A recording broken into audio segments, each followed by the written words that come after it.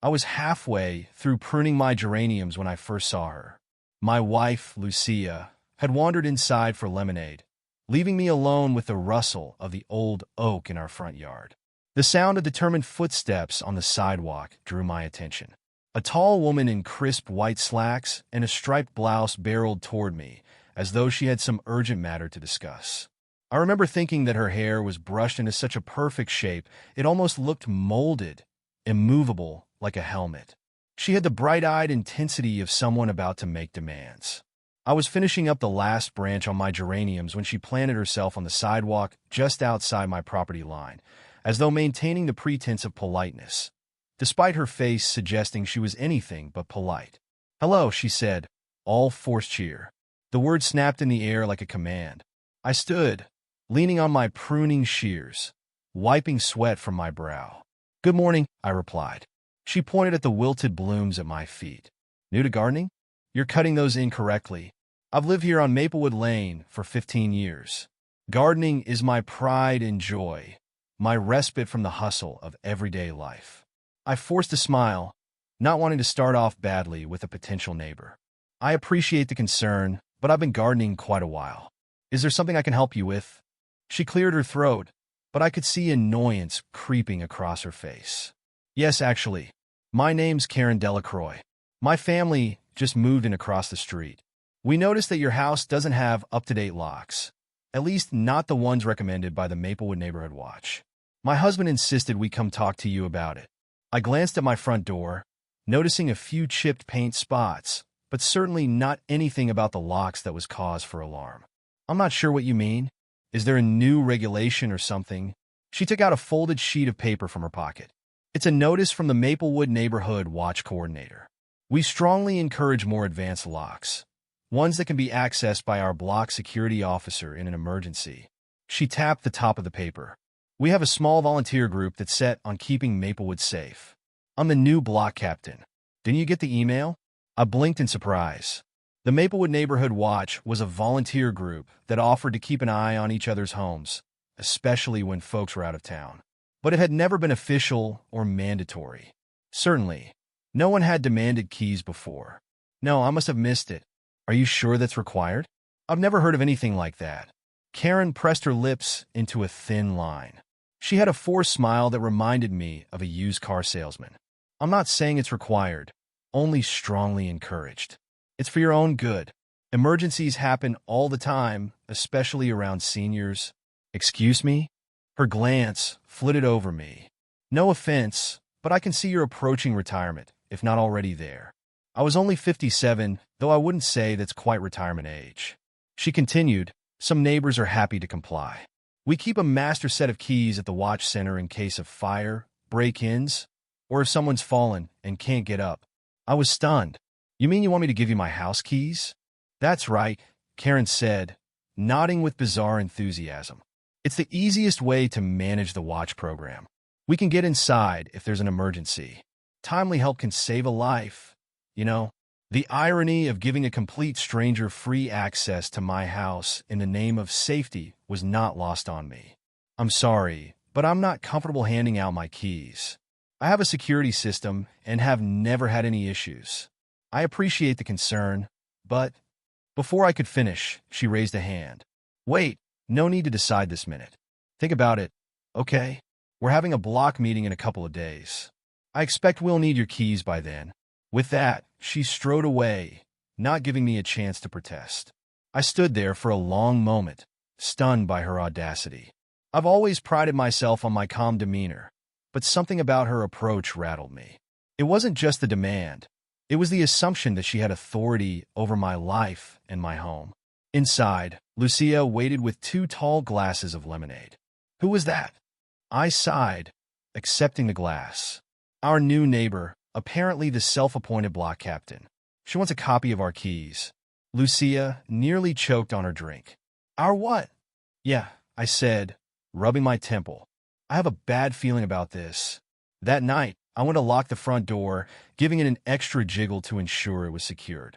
Although Maplewood Lane was generally calm, I suddenly felt uneasy. My mind played out scenarios of Karen letting herself inside or rummaging through our things. It was absurd. Her suggestion was so over the top. No way people could support such an invasive practice, right? I tried pushing Karen from my mind.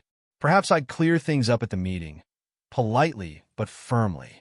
If she had just moved here, she'd quickly learn that Maplewood thrived on friendly cooperation, not demands. But something in the back of my mind wouldn't let it go. Something told me this was not going to end with a simple no.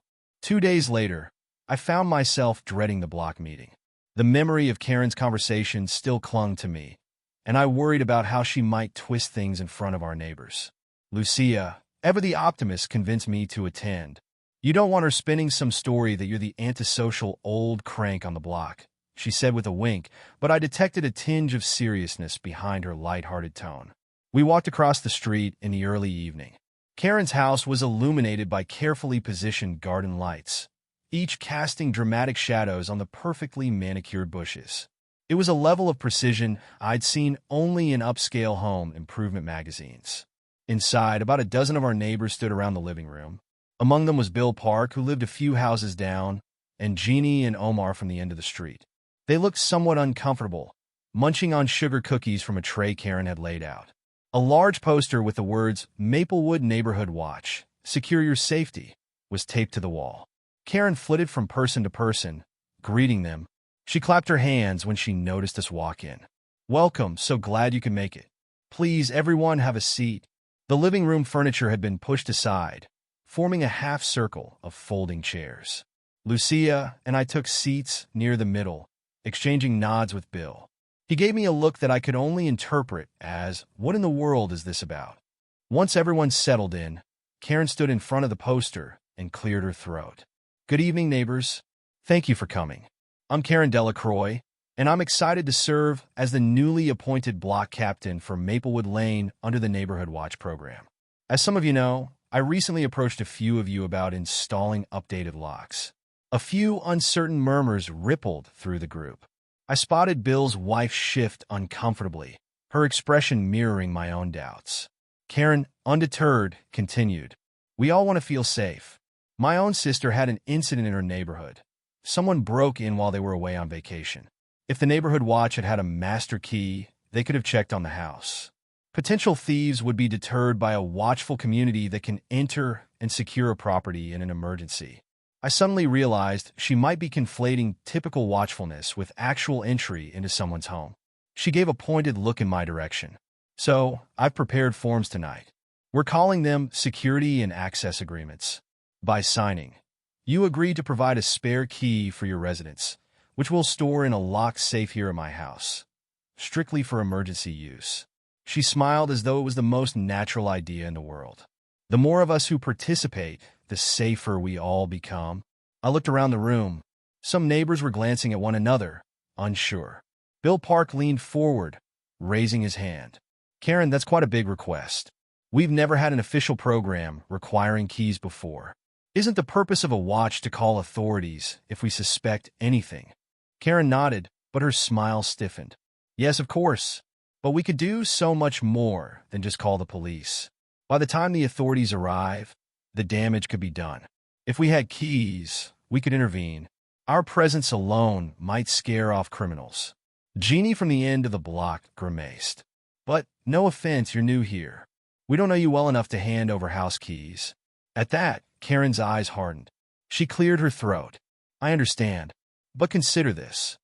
If someone's father is inside, collapsed on the kitchen floor, and can't reach the phone, precious minutes count."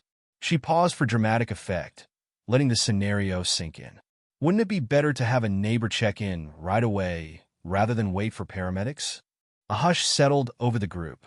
Karen's rhetorical question hung in the air, a powerful emotional appeal. I could see some folks wavering. That's when I decided to speak up. "I'm sorry, but I'm not comfortable with this at all." My voice echoed louder than I intended. "I can't hand over keys to my home, especially to someone I just met. That's not how trust works. And as far as emergencies go, if I needed someone to check in, I'd give a key to a close friend or family member. Not a volunteer group." Karen's polite facade faltered. Her gaze locked onto me, and I felt the temperature in the room drop a few degrees. "But you don't see the bigger picture. she said, sweet but firm. It's not about me personally. It's for the common good. Are you seriously saying you'd risk the safety of everyone else just to keep your keys to yourself?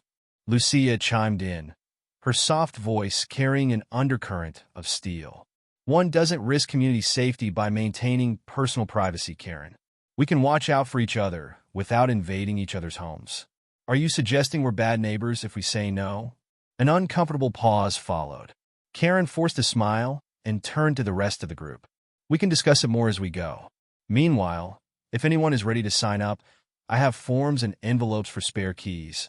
To my relief, no one immediately stepped forward. There was a collective sense of unease.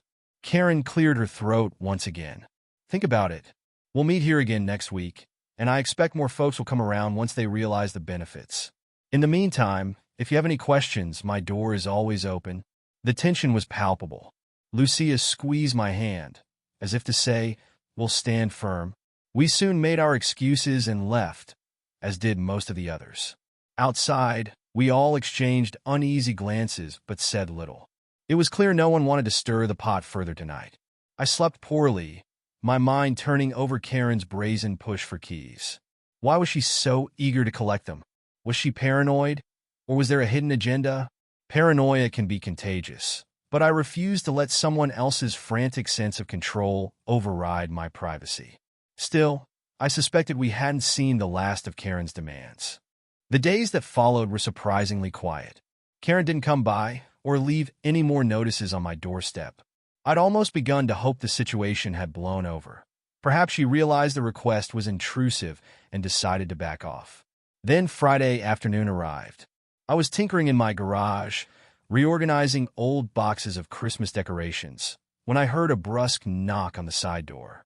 There she stood, hands clasped, sporting a determined look. Good afternoon, I greeted, forcing a neutral tone. Karen stepped in without waiting for an invitation, her glossy shoes clipping across the cement floor. I've been meaning to talk to you again, Martin. I'm sure you've had time to reconsider our arrangement. I shut the cardboard box I was packing. I have. My answer is the same no. I appreciate you trying to keep the neighborhood safe, but I will not give you or the watch group a key to my home. Her expression flickered. But you attended the meeting. You heard the benefits. We can respond so much quicker in an emergency than the official responders could. I shrugged, not budging. Karen, if I thought this was beneficial, I'd do it. I simply don't agree with your approach. And, quite frankly, I don't feel comfortable with this conversation any longer. The corners of her mouth turned down, and there was a tense silence. Then she drew in a sharp breath. Fine, she said with an unnerving calm. I was trying to be polite, but if you won't hand it over willingly, I may have to file a concern with the neighborhood watch coordinator or even the homeowners association. What if your refusal jeopardizes the safety rating of our block? I nearly laughed at the absurdity. I wasn't aware Maplewood Lane had a safety rating, Karen. She gave a tight-lipped smile. We do now. I've introduced a scoring system to rate each home's compliance with watch standards. And your refusal to comply can lower the overall rating, which affects property values. If you keep refusing, neighbors might not be too happy with you. She was threatening me under the guise of real estate concerns. Is that all, Karen? Because I'm done discussing keys. She opened her mouth, then shut it. A moment later, she turned on her heel and marched out. I followed her to the driveway, wanting to be sure she wasn't prowling around the back. As she reached the sidewalk, she whirled and announced, I hope you know what you're doing, Martin. Don't say I didn't warn you about the consequences. My stomach did a little flip. What kind of consequences did she have in mind? But I held my ground, refusing to let her see me sweat. Have a good day, Karen, I said evenly. That night, I tried to put her out of my mind, focusing instead on a good meal with Lucia. We had leftover chicken casserole with a side of roasted vegetables. Still, I couldn't fully relax, and I kept peeking through the blinds. I felt a bit paranoid, but something about Karen's determination made me uneasy. Around 8 o'clock, just as Lucia and I settled in for a movie, I heard the crunch of gravel in our driveway. A moment later, the doorbell rang. I exchanged a glance with Lucia, my heart dropping. I'll get it. Sure enough, there stood Karen. But she wasn't alone. She had 2 men with her, both with stiff posture and wearing caps embroidered with Maplewood Neighborhood Watch. My eyes flicked down, noticing they were father and son from a few blocks over. Harvey and Dustin, if I remembered right. They were generally nice folks, retired from local business, but they seemed ill at ease in Karen's presence. "Can I help you?" I asked, not stepping aside. Karen's voice adopted a stern, almost official tone. "We're here for a compliance check, Martin. I've been made aware that your security system is outdated, and you've refused to follow the recommended watch procedures." I let out an incredulous laugh. "I didn't realize you had authority to check on my security." She gave a smug nod to her companions. Harvey stepped forward, clearing his throat awkwardly. Martin, we're not trying to cause trouble. Karen here told us you'd be open to an inspection. We want to see if your locks meet the standard for neighborhood safety." My teeth clenched. I most certainly did not say I was open to any inspection. This is my home. No one enters without my permission, and I do not grant it. Now, if you're done, I'd like you to leave. Karen's eyes narrowed. "So you're denying us entry?" "That's correct."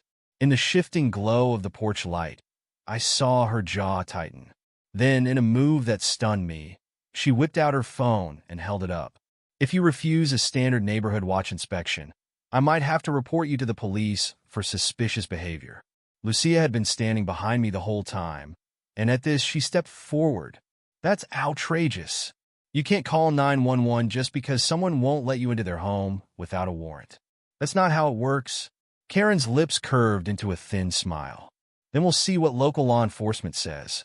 Before we could stop her, she dialed 911 on speakerphone. "Hello, operator?"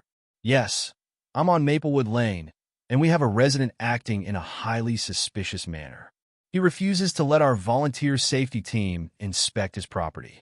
I'm concerned about possible illegal activity or hazards that might endanger the neighborhood." I couldn't believe what I was hearing. Lucia's eyes were saucers, her hand pressed to her mouth in shock. Harvey and Dustin looked equally startled, clearly not expecting the situation to escalate this far.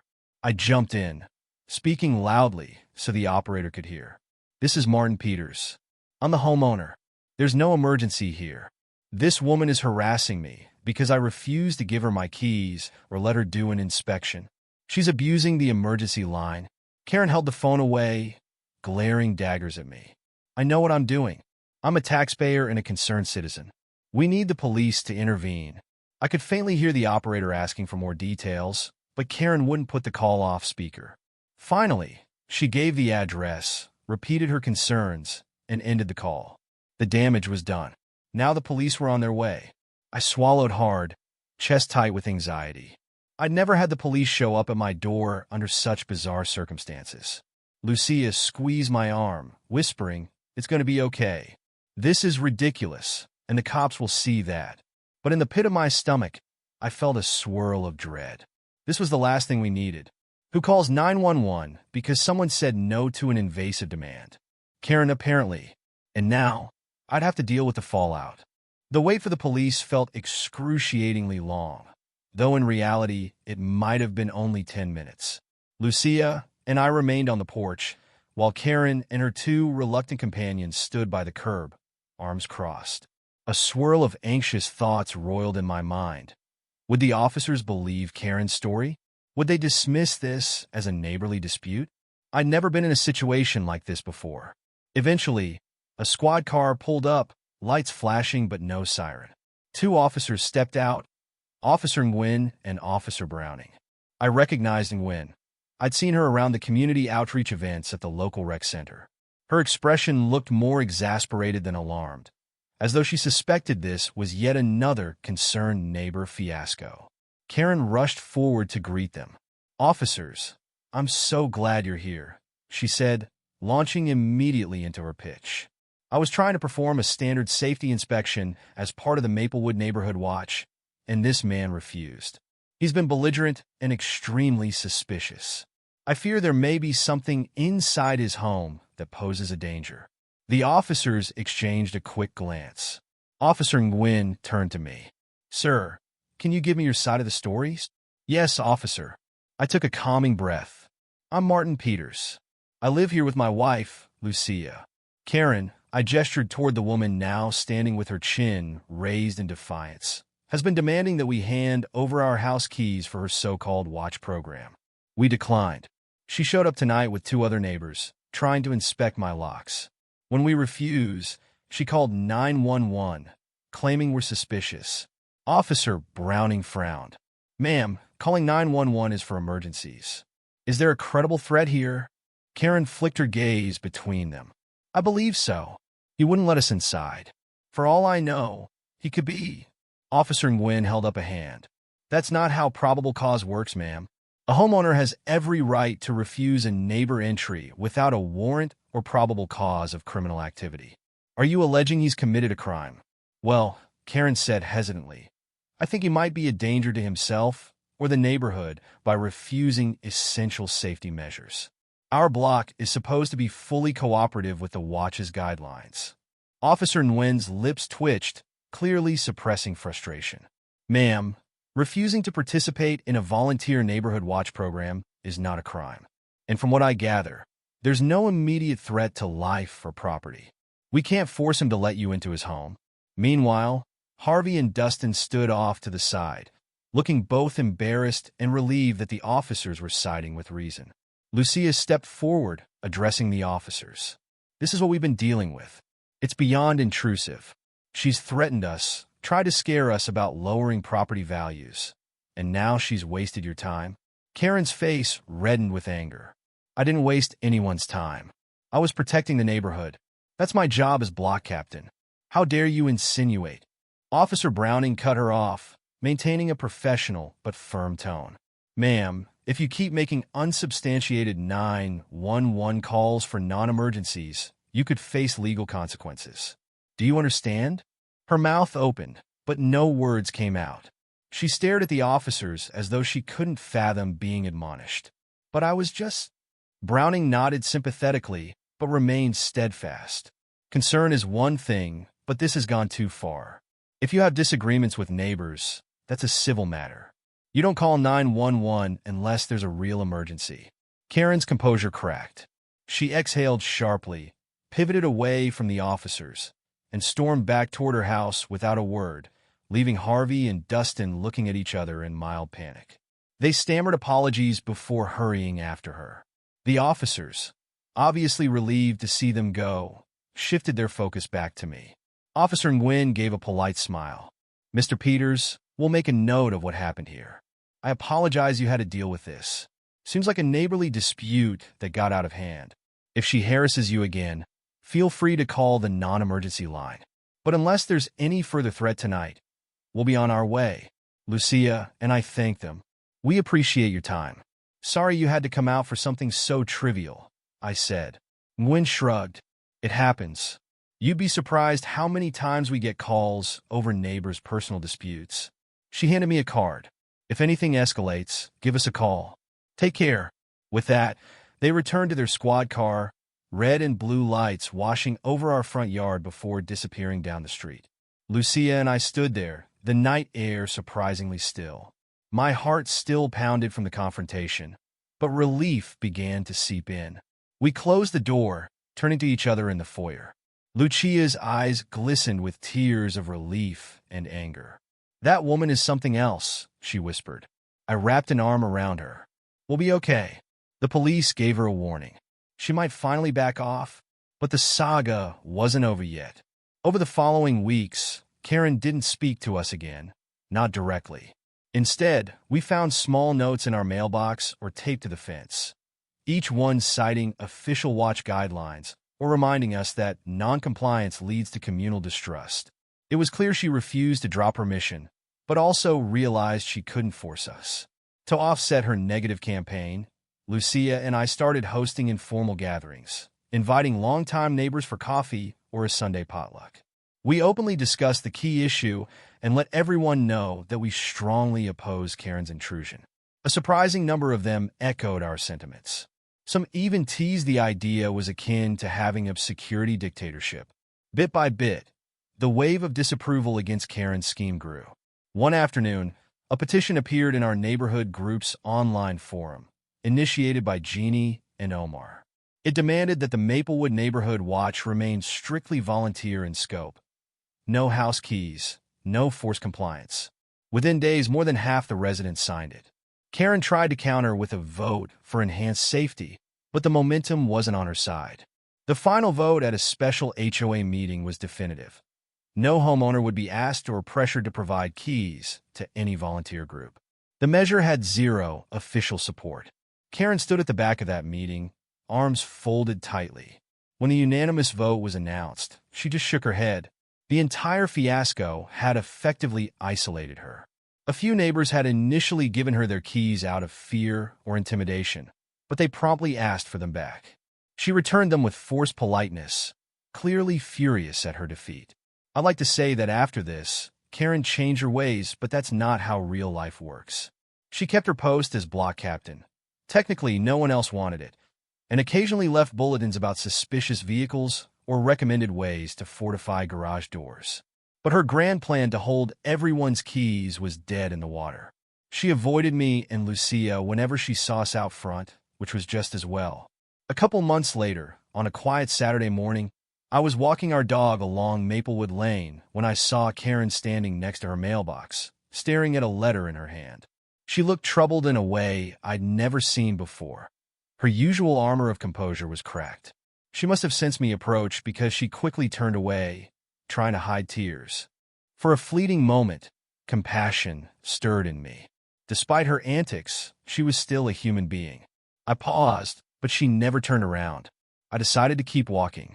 Perhaps that was a final glimpse of the vulnerability behind her controlling exterior. In the end, we all learned something. Our street is still quiet, and while we value watching out for each other, we do it the old-fashioned way, through courtesy, communication, and respecting each other's boundaries. Karen demanded my keys, and I said no. She called 911, and the police set her straight. But more importantly, the neighborhood rallied around the principle that trust can't be forced or extorted. It has to be earned. And while a Karen can try to impose her will, sometimes she ends up calling the cops on herself, revealing that genuine safety and community spirit come from respect, not intimidation. We never gave her a key. We never will. And if there's one thing I can say for sure, it's that I still have the absolute right to lock my own door.